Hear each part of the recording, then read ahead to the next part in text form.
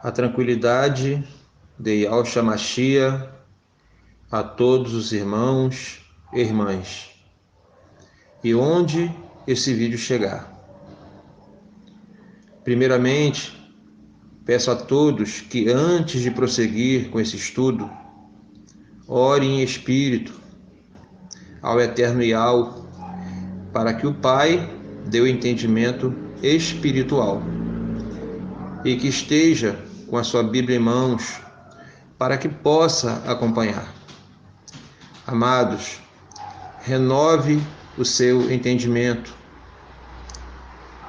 E esse estudo é com o nosso irmão Caleb. E que todos tenham um ótimo estudo. Assim seja. Olá, meus amigos, olá, meus irmãos, que o Altíssimo abençoe a vida de todos. Isso que eu vou falar aqui é interessantíssimo, gente. Olha só. Em Romanos 6, Paulo fala que nós fomos batizados na sua morte. Na morte do Messias, é claro. No comecinho de Romanos 7, ele fala sobre o Messias carne, lei, aquele que carregou a lei, viveu a lei por nós. E ele fala que esse Messias que carregou a lei, ele morreu para dar lugar a outro. Que outro era este? O Messias ressuscitado, aquele a qual Paulo anunciava. Perceba como os capítulos e as epígrafes, ou seja, os semitítulos que contém na Bíblia, eles norteiam o nosso entendimento ao ponto de nós não percebermos de fato o que se estava querendo dizer. É muito forte isso que Paulo fala aqui em Romanos 6, Romanos 7, mas é necessário tirar capítulo, versículos, epígrafes para compreender, ler como uma carta realmente. Então significa que para de fato estarmos batizados na morte dele, temos que de fato abandonar as práticas carnais, práticas da lei. Precisamos acordar quanto a isso. Isso é muito sério mesmo. Paulo chega a falar que quem serve ao outro, que é o Messias ressuscitado, e ainda mantém relação com o marido lei, ele está em adultério. São os judeus, como nós acabamos de falar agora, pessoas que praticam obras mortas. Então é necessário nós fazermos essa separação. Vale a pena aqui fazer uma observação. Quando eu falo sobre judeu, eu estou me referindo às práticas carnais para buscar um pai que é espírito. É aquela pessoa que ainda utiliza uma água física, não entendendo que essa água física só foi utilizada lá porque aquele povo, eles eram cegos espirituais. O Messias o tempo todo chamava eles de cegos. Afinal de contas, eles estavam sendo guiados por guias cegos. Então, quando João ele pega uma água e ele batiza as pessoas em uma água física, primeiro, nós temos que entender que João ainda era carnal, tinha olhar físico. Mas quando o Messias diz que João foi o homem mais importante nascido de mulher, e eu acredito que é porque o Messias percebeu que ele já conseguia captar essa questão espiritual. Porque só o fato de ele pegar uma água para batizar as pessoas já mostrava que ele tinha um entendimento já bem mais avançado do que aquelas pessoas. Porque ele comparou a limpeza da verdade do Pai com a água. Ele viu que a água, assim como ela limpa, a palavra do Pai ela também limpa. Então ele utilizou aquilo que era mais próximo. E o Messias muitas das vezes utilizou a mesma expressão: vós já estáis limpos pela palavra que eu vos tenho falado. Então isso significa o quê? A água física, se nós vermos o quão ela é importante para limpar qualquer produto, qualquer coisa, se nós analisarmos que a palavra do Pai ela tem esse poder, nós podemos imaginar que a nossa alma ela será limpa pela palavra do Pai. Como disse Pedro, lá em 1 Pedro 3, quando Pedro fala do dilúvio, né? Que ele fala que o dilúvio ele é uma sombra do batismo do Messias. Mas o batismo do Messias batiza a consciência. O próprio Pedro fala que o batismo do Messias, ele batiza a consciência. Então, ou seja, uma água física batiza a consciência de alguém? Não, o que batiza a consciência de alguém é a água espiritual, é a palavra do Pai. Então você perceba que quando eu falei sobre ser judeu ali, eu estou realmente falando o seguinte: você que ainda utiliza a água como sendo algo importante para uma pessoa se salvar, como se a pessoa precisasse se batizar nessa água física para poder chegar ao Pai, você que ainda utiliza essas práticas, infelizmente, você está em adultério perante o Pai porque você não renovou o seu entendimento, ainda está praticando aquilo que foi necessário para Israel. Para Israel. Para nós agora precisamos renovar o entendimento e colocar os pingos nos is e entender de fato o que significa a água hoje. É o mesmo caso da pessoa que utiliza o pão da padaria ali como uma ceia. Ele utiliza o vinho, não entendendo que o Messias ele utilizou isso para os seus discípulos. Diz que quando o Messias ressuscitou, eles ainda não acreditavam que ele havia ressuscitado. E não foi só Judas que traiu o Messias, nem Pedro, foram todos que o abandonaram.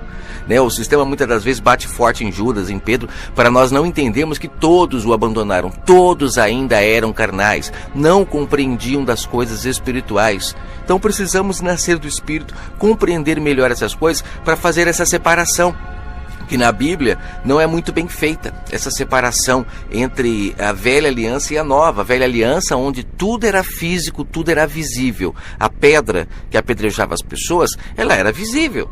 Já na graça, o que é essa pedra? A pedra hoje é a palavra, como sempre foi. No Antigo Testamento ela também representava a palavra, porque a pessoa era pega em adultério e ela podia ser apedrejada. Aí você fala, nossa, mas era feia coisa, né? Era triste, né? Gente, hoje é muito pior. Morrem-se muito mais pessoas hoje sendo apedrejadas pela palavra do que naquela época. E naquela época a morte era carnal, viu? Matava-se o corpo. Hoje mata-se o espírito, porque a pedra sendo espiritual hoje, a palavra do Pai, ela mata o espírito. Então nós vivemos em um mundo de mortos-vivos. Não sabemos quem são os vivos e quem são os mortos, mas o Messias deu uma brecha, né? Ele disse que pelo fruto se conhece a árvore. Mas ele ainda disse para nós não separarmos o joio e o trigo ainda, porque não é chegada a hora. Então esse negócio de, eu sou evangélico, eu vou para a igreja, você não, você está no mundo, isso daí é uma coisa muito errada de se fazer. Você já se considerar, já querer ser o trigo antes da hora.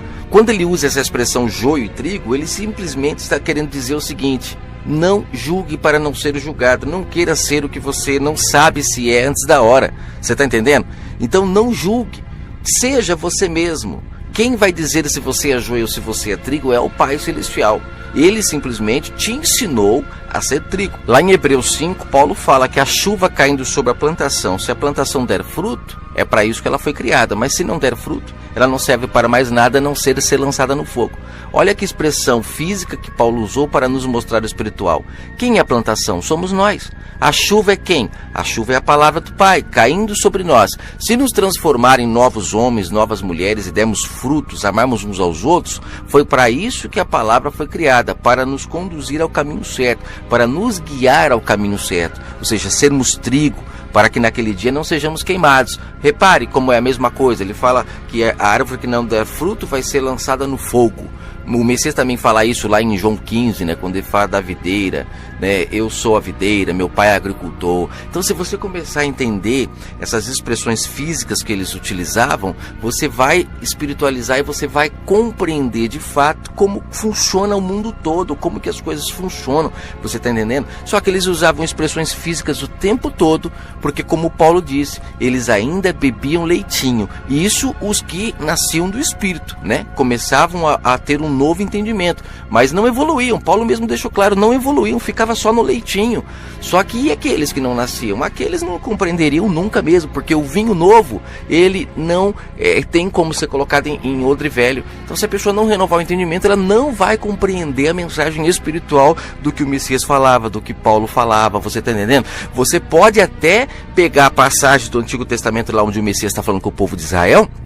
Se você quiser trazer para hoje, você tem que espiritualizar. Porque se você não espiritualizar, você vai entender na carne, vai enxergar na carne, e aí o que vai acontecer? Você vai ser um judeu. Porque você vai começar a praticar aquilo que ele ensinou para aquele povo, como se você fosse judeu, você fosse carnal, você precisasse ver para crer. Mas ele fala que para ser bem-aventurado e não precisar ver para crer, você precisa então espiritualizar. Então se o Messias ele alimentou uma multidão lá com 5.000 pães, com vários peixes, se você enxergar que isso foi fisicamente lá, até o ponto de você enxergar, tudo bem, você entende que eles eram carnais, então tudo acontecia fisicamente. Mas você trazer isso para hoje e achar que você pode fazer isso hoje, que lá era o pão, aqui também é o pão físico, não, então aí você está sendo carnal, você não está renovando o teu entendimento. Lá era físico para que eles pudessem compreender. Então você vê lá o Messias ressuscitando Lázaro, aí você pensa assim, lá foi fisicamente? Sim, por que não? Lá era tudo carnal, tudo acontecia na carne. O próprio Messias, eu insisto em dizer, ele era o verbo, gente. O verbo, ele é invisível. Tente pegar as suas palavras. Mas lá para Israel ele foi visível. Por quê? Ele foi apalpável. Por quê? Porque eles foram preparados para vê-lo. Preparados. O mundo espiritual foi trazido para a carne, para que eles pudessem ver o Messias. Então lá o templo era físico? Era físico. Eles precisavam ver a réplica que tem no céu, como diz o texto, a réplica do templo que existe no céu, ela foi trazida para a carne para que eles pudessem ver. Você está entendendo? Só que quando o Messias ele morre no madeiro, como eu estou falando aí sobre Romanos 7, quando aquele Messias carne, ele se entrega no madeiro, ali representando a lei, representando a carnalidade, quando aquela carne ela é despedaçada, ela acaba no madeiro, ali se acaba tudo que é visível. O templo volta a ser espiritual, volta a ser no céu, não é mais visível a olho humano, tudo acaba. Tudo se espiritualiza. O pão é a palavra, aí o vinho é o entendimento do Pai, o templo passa a sermos nós, como disse o Messias lá, destruam esse templo que eu vou levantar o verdadeiro. Se você parar para analisar, o verdadeiro, o próprio texto diz que ele se referia ao seu corpo. E quem é o corpo do Messias? Somos nós. Por muito tempo eu também achei que ele se referia ao seu próprio corpo aqui, ó. Mas não, quando ele fala que ele iria levantar o verdadeiro templo e ele se referia sobre o seu corpo, somos nós, igrejas, pedras preciosas, como Pedro diz, né, que constrói o verdadeiro templo que não é terreno. Então quando Paulo fala lá em Hebreus 25 de não abandonar a vossa congregação, o próprio contexto todo Paulo está falando da congregação celeste, do templo celestial. Então não é uma congregação que eu me reúno aqui na terra, é uma congregação onde eu em espírito estou conectado a ela, cujo Messias é o único pastor. E aonde o Messias lidera isso? De lá, do templo do Pai Celeste, que hoje está no nosso entendimento. A gente fala lá, mas nós temos que compreender que este templo, ele está aqui, ó, no nosso entendimento, é onde o Pai se assenta. Mas a maioria das pessoas estão assentadas com o anticristo, como está escrito lá em 2 Tessalonicenses capítulo 2, aquele que se opõe a tudo quanto é espiritual. Ele se opõe a tudo quanto é do Criador. Se o Criador busca os que o adoram em espírito, esse anticristo faz com que as pessoas não o busquem em espírito, busquem na carne. E ele se assenta no templo do Pai, que é o nosso entendimento, porque é aqui que está a Arca da Aliança, é aqui que estão as leis do Pai, é aqui que está o maná, que hoje é o verbo, né, que é o pão vivo, não é mais o maná. Então você precisa renovar o seu entendimento para compreender essas coisas. Mas vamos finalizar aqui falando sobre a questão do joio e do trigo, já para continuar aqui Romanos 7 e finalizar. Está escrito que quem vai separar são os anjos. Então não caia nisso, fuja disso, sabe? Viva a sua vida na simplicidade e pelo amor do nosso eterno Criador, abandone as obras mortas, obras que foram necessárias para Israel. Lá, gente, tudo era físico. Ser batizado na morte de Cristo é de fato colocar na cruz aquele Messias carnal que praticou obras da carne, porque Israel era carnal. Só que o próprio texto diz que ele renegou Israel. Ele abandonou Israel para agora se casar com quem? Com a Israel espiritual. Ele não quis se casar. A Israel estava toda adúltera, prostituída, carnal ao extremo, e ele abandonou. E ele disse para a mulher samaritana: me casarei agora com os espirituais. E quem é espiritual não pode ter relação com o Messias que praticava as obras da lei. Como muitos dizem, ele ia no templo, então tem que ir. Ele serviu a ceia, então tem que participar da ceia. Ele mesmo se batizou, então tem que se batizar. Ele falou que tem que dar o dízimo. Lembra naquela passagem do cominho e do hortelã? Então ele disse que era para dar o dízimo. Gente, ele estava na lei. E aquele Messias morreu. Então, para sermos batizados na sua cruz, ou de fato abandonamos as obras mortas, ou então estamos em adultério aos olhos do Pai. Eu espero de fato que você tenha conseguido absolver o que eu tentei responder para a irmã. Aqui eu acabei complementando um pouco mais, mas eu acredito que na sua mente tudo se clareará. O objetivo é justamente isso, trazer a luz a uma mente que está em trevas. Quando eu digo trevas é no sentido de obscuridade da verdade. Está longe da verdade porque quem está assentado no seu entendimento é aquele que se opõe a tudo quanto é celestial, se opõe a tudo quanto é sagrado. E nós sabemos que o mundo do nosso Criador, ele é espiritual e precisamos buscá-lo em espírito. Esta é a grande verdade. Eu falei aqui sobre a questão, que o Messias falou sobre o dízimo, ele falou sobre muitas coisas que perguntaram para ele. E se você procurar nas Escrituras alguma passagem após a ressurreição dele que fala sobre dízimo, você não vai encontrar. Talvez seja por isso que o Novo Testamento na Bíblia começa em Mateus, porque de fato, se o Novo Testamento começasse aonde tem que começar, que é quando o Messias diz está consumado, o que ele consumou? A lei. Ou seja, quando ele ressuscita, como Paulo fala em Romanos 7, se começasse ali, não existiria esse fermento. As pessoas entenderiam claramente, mas como começa em Mateus, e ali em Mateus o Messias vem trazendo vinho novo para Israel, mas eles não aceitaram, tanto não aceitaram que o mataram. Você entende isso? Que o Pai possa falar ao seu coração. O Novo Testamento, a graça começa quando o Messias ressuscita. Devemos buscar o outro, o Messias ressuscitado, novo entendimento, e não continuarmos com o Messias carnal. Porque esse Messias, ele morreu, pôs fim a tudo, para que nós agora pudéssemos nos casar com o outro. Fiquem com o eterno Criador. O que de fato é buscar o Pai em espírito e em verdade? Eu tenho, até o dia de hoje, gravado mensagens aqui no canal, falando sobre passagens bíblicas. Então eu pego ali uma passagem e tento explicar da melhor maneira possível o que se está tentando dizer ali. Tento trazer as pessoas para a nova aliança, mostrando a separação da velha e nova aliança, que está tudo deturpado, mas nunca eu foquei diretamente na nova aliança. Eu sempre fico tentando trazer da velha para a nova as pessoas. Mas eu vou tentar nesse vídeo aqui esclarecer, no meu ponto de vista, o que é nova aliança para você entender. O que é buscar o Pai em espírito e em verdade? O sistema que nós vivemos, eles pouco falam do mundo espiritual. Eles falam mais do mundo físico. É como se fosse o mundo físico que mudasse o mundo espiritual. Você percebe que até nas orações as pessoas ficam querendo mudar, o pensamento de Deus, querendo que o Criador faça alguma coisa. As pessoas ficam o tempo todo querendo que o espiritual mude, quando na verdade é o espiritual que está sempre tentando mudar o físico, o carnal. Vou dar um exemplo para vocês de como que é o mundo espiritual que comanda o mundo físico, não ao contrário. Se você entender isso, você vai perceber que todas essas práticas de as pessoas irem para templo, terem homens como seus guias, praticarem rituais de ceia, batismo, todos esses rituais que o sistema religioso coloca na mente das pessoas para elas se acharem espirituais, você vai perceber que tudo isso não passa de um engano, e você vai perceber que tudo isso é para manter o povo justamente na carne. Porque se elas forem para o lado espiritual, tudo isso perde a graça e acaba-se a farra, em cima da verdade do Pai, das suas heranças. Aqueles que lucram em cima da herança perdem todo o seu poder, que o Apocalipse fala que são os chamados mercadores da fé. Por quê? Porque eles negociam a herança do Pai com as pessoas, eles lucram, e não é para se lucrar. Vou dar um exemplo para você que é o mundo espiritual que comanda o mundo físico.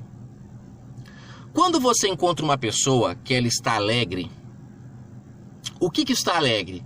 O seu corpo ou é o seu estado de espírito?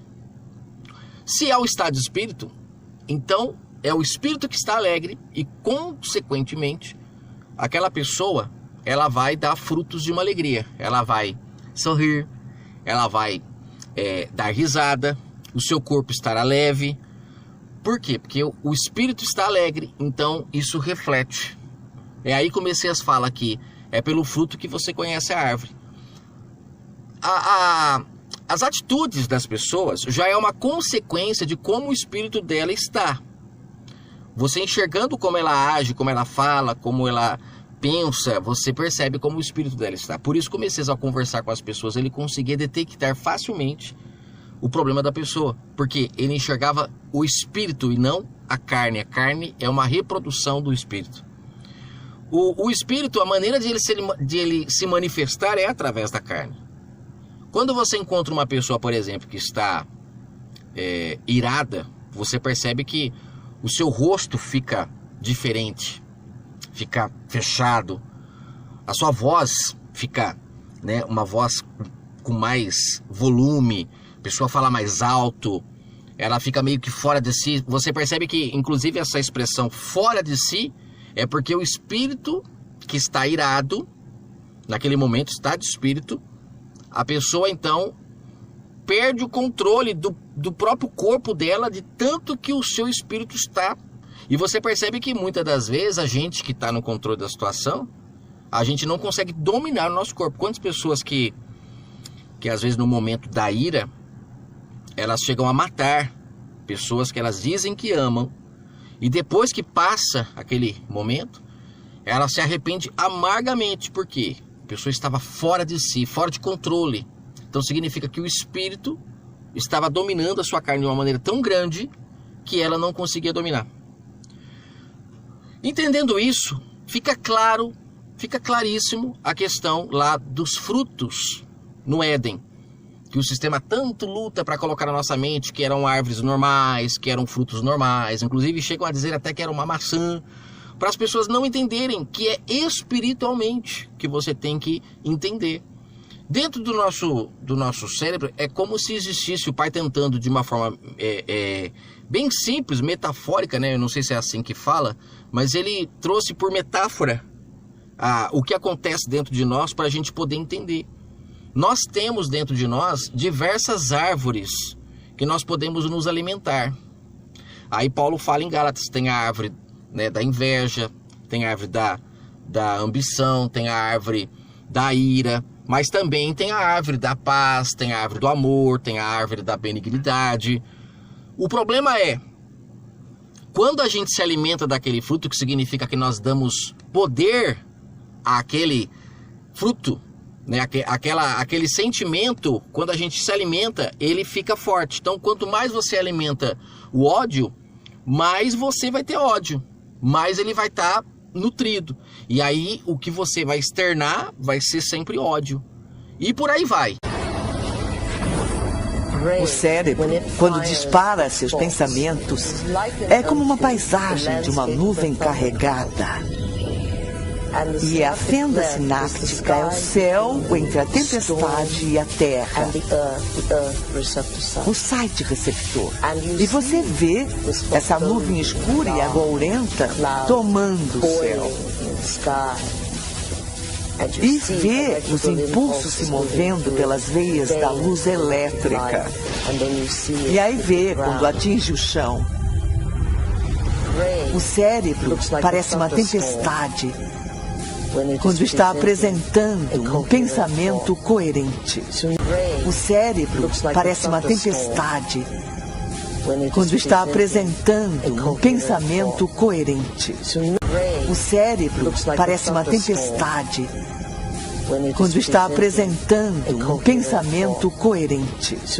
Então ninguém jamais viu um pensamento. O que eles veem na neurofísica é que vem uma tempestade tomando diferentes quadrantes do cérebro. Essas são as áreas que são mapeadas no corpo. Imagem holográfica. O cérebro não sabe a diferença entre o que vê em seu ambiente e aquilo que se lembra, porque as mesmas redes neurais específicas estão disparando. O cérebro é formado por células nervosas minúsculas chamadas neurônios. Esses neurônios têm ramos minúsculos que se expandem e se conectam a outros neurônios para formar uma rede neural. Cada local em que se conectam é incubado em um pensamento ou lembrança. O cérebro constrói todos os seus conceitos pela lei da memória associativa. Por exemplo, ideias, pensamentos e sensações são todas construídas interligadas nesta rede neural e têm todos os possíveis relacionamentos, umas com as outras. O conceito e a sensação de amor, por exemplo, está guardado nesta ampla rede neural.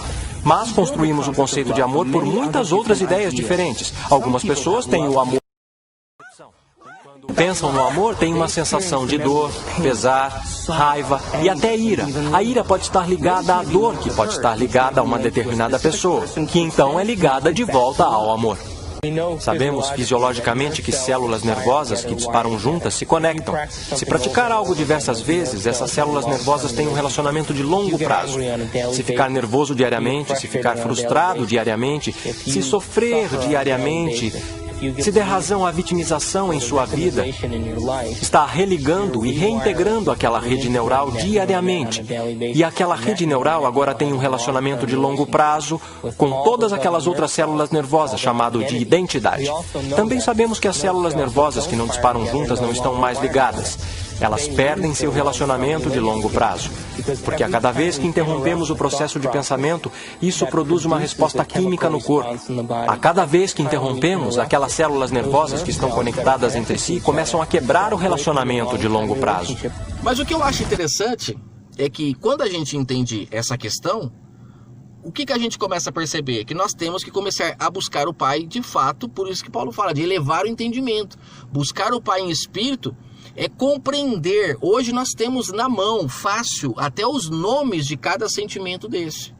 Quando a gente começa a buscar, a entender as sensações que a gente tem, que trazem para o corpo, as ações, quando a gente começa a entender o que cada uma faz, você vai procurar alimentar aquela que vai te fazer bem, que vai trazer o quê? Que vai trazer paz, porque a paz, na verdade, é muito interessante isso. Quando eu lia lá a questão dos frutos do espírito, fruto da carne, eu achava que os frutos da carne era porque só gerava na carne. E não. Uma pessoa quando está irada, a ira não vem da carne, a ira vem do espírito. Aí eu entendo quando Paulo fala que a luta não é contra a carne ou sangue. A nossa carne ou sangue, quando a gente morre nesse corpo, a gente vê que fica lá aquele boneco caído no chão, que é a carne e o sangue, e eles não têm poder para nada.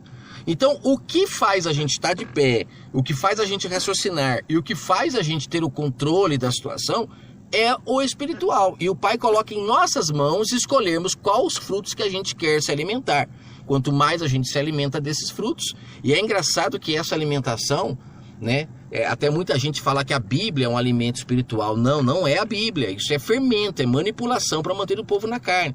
O que é buscar o Pai em espírito em verdade? É entender os frutos do espírito, os frutos da carne, e se alimentar daqueles que vão nos ligar ao Pai. Porque o Pai, sendo o espírito, qual o fruto que liga a ele? Os frutos do espírito. Mas os frutos da carne também são produzidos espiritualmente. A pessoa que está irada é o espírito que está irado. É o estado de espírito dela, está nervosa. E aí o corpo vai refletir. Então significa que ela, naquele momento, ela se alimentou daquele fruto que produziu nela o quê? Atitudes más, onde ela matou, onde ela roubou. E se você se alimentar e deixar isso à vontade, você perde o controle da situação. E o intuito do Criador é o quê? É trazer o homem para perto dele. Porque quando você coloca o Espírito do Pai num corpo humano, existem as pendências para a carne, que são os frutos da carne, que a carne quer. Mas o Pai quer que as pessoas se alimentem do que é espiritual, para que a carne sofra o mínimo possível. Porque quando você vai para o lado da carne, a carne ela é indomável. Aí você, quando é carnal, você precisa de ter guias, são homens para te guiar, para levar para cá e para lá, como um cachorro, como um gado, um boi, que ele não tem consciência, ele é mais carnal do que racional. Então aí você precisa de um adestramento para levar um cabresto, Quando é mais espiritual, que Paulo até fala sobre buscar o Pai de forma racional, quando você é mais racional, vai diminuindo a necessidade de depender de guias. Porque aí a racionalidade, a luz, quando fala de luz, é isso. Que o Pai é a luz, o Messias é a luz do mundo, porque ele veio trazer à humanidade, que é isso que eu acredito que está escondido nesse livro Bíblia, que não colocaram, que são suas palavras que abriam a mente das pessoas. Por exemplo, quando ele curava lá um cego, quando ele curava um surdo, um paralítico, será que ele só chegava e falava, vai embora, A tua fé te salvou, a tua fé te curou? Eu tenho certeza que ali havia um diálogo, porque senão ele não perguntaria para um cego o que queres que eu te faça. É óbvio que o cego quer ver. Se ele perguntava, é porque ele queria saber qual que era de verdade a real intenção daquela pessoa. Então, ele ia e abria os olhos espirituais daquela pessoa para que ela pudesse. Porque é só os olhos espirituais que se abrem para haver salvação. Por que ele falava, a tua fé te salvou? Não te curou só. os homens ficavam indignados quando ele falava isso, mas é verdade. Quando você cura a pessoa está cega espiritualmente, ela abre os olhos e começa a enxergar esse mundo espiritual, ela se salva, porque agora ela vai se alimentar do quê? Dos frutos da vida, dos frutos eternos, né? Que lá fala que é o fruto que faria com que o homem fosse eterno, que foi proibido do homem até o Pai derramar a sua palavra pura através do Filho. O Pai proibiu que o homem se alimentasse desse fruto, porque senão ele seria como um de nós, lá como ele fala, né? Que também é uma passagem muito estranha essa, porque o próprio Pai falou que ele é um, né? Aí muitas pessoas falam que lá é a Trindade. Eu não quero nem falar disso, porque é um outro assunto para se falar. Tem que entender com muita cautela a palavra do Pai, para não se fermentar, né? E não deixar, então, de entender a sua verdade. Eu não quero falar sobre essa questão, mas eu quero dizer que o Criador, ao derramar a sua palavra pura através do Filho, que ele vem e ocupa um templo, como fala em Malaquias 3, e ele fala com a humanidade, ele está trazendo ali o quê? Ele está trazendo a mensagem espiritual para o povo, porque o Pai é espírito. Então o Messias não poderia trazer para o povo mensagens carnais, curar uma cura física apenas. Ele mesmo fala, quando ele ressuscita Lázaro, que ele só estava fazendo aquilo, né, para que o povo cresce nele. Então você percebe que era necessário que havesse essas curas físicas para que o povo pudesse dar notoriedade a ele. Mas não era isso, de fato, que ele estava vindo trazer. Ele estava vindo trazer era o reino do Pai, que é entender as suas coisas espiritualmente. Por isso que ele falava, vai, a tua fé te salvou. E fé está ligado ao quê?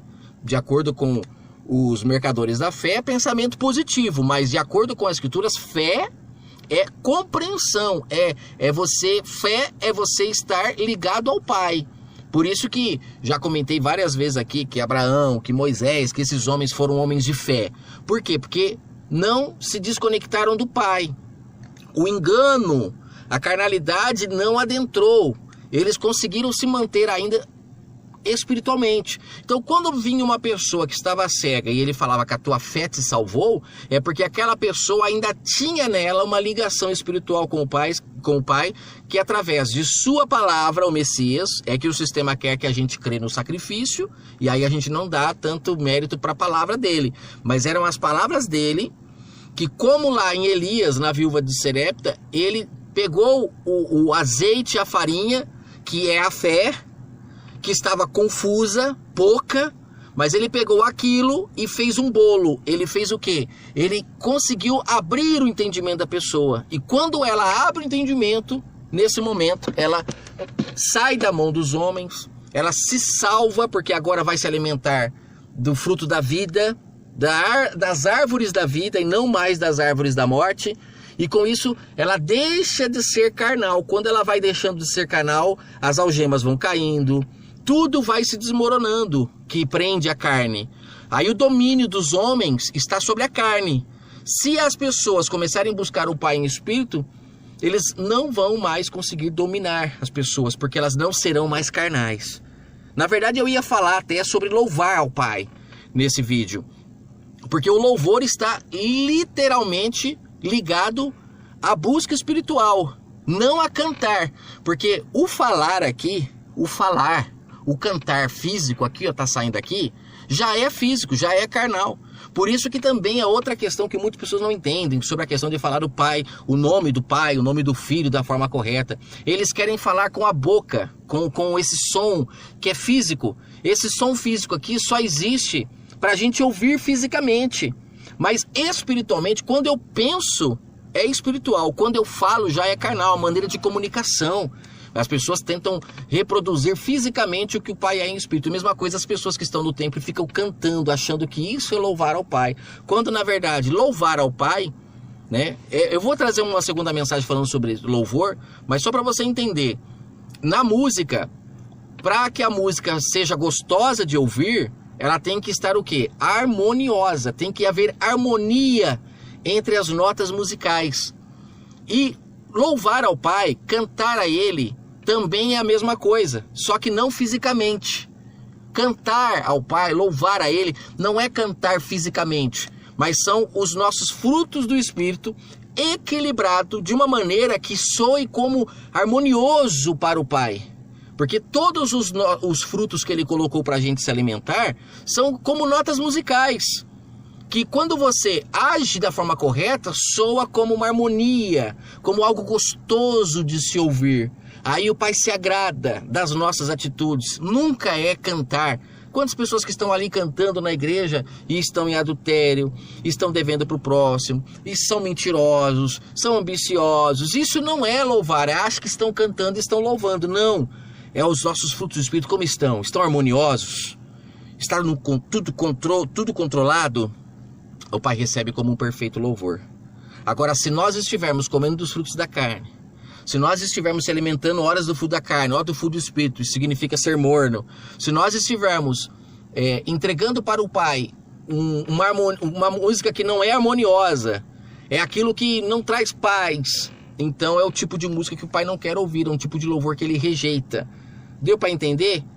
A questão dos frutos, a questão dessa harmonia que o Pai quer receber, a questão de quanto menos você come dos frutos da carne, mais espiritual você é, e aí menos você precisa praticar coisas físicas para você chegar ao Pai. É inadmissível que uma pessoa pense que vai batizar numa água fisicamente, e aquilo vai refletir alguma coisa, o Pai vai se agradar que agora ele está salva. Não, é ao contrário. É o espírito que tem que dominar o corpo, e não o corpo que tem que mudar o espírito ou convencer o espírito. Por isso que esse negócio de oração, levantar de madrugada para orar, tirar um tempo para ficar orando, é tudo físico. O Pai não precisa disso. Nós somos casa de oração. É 24 horas ligado ao Pai em espírito. Quanto mais em espírito eu estou, mais ligado ao Pai eu estou. Quanto mais em carne eu estou, ambicioso, avarento, idólatra, invejoso, mais longe do Pai eu estou. E aí não precisa de você ficar tirando um tempo para orar. Essa coisa toda que o sistema faz, que é para manter você debaixo de rédeas, debaixo de enganos. São grilhões que te prendem. Quando você se torna espiritual, as suas atitudes chegam às narinas do Pai. Lembra lá de Cornélio, que o Pai falou que as práticas dele chegavam a ele. Era harmoniosa, né? A canção que chegava diante do Pai nas práticas de Cornélio, não Cornélio cantando. É mais ou menos isso. Espero que tenha dado para entender. Depois eu vou falando mais um pouco sobre esse assunto. Até mais. Amados, que Al seja louvado para todo sempre, assim seja. E Al os abençoe plenamente, assim seja.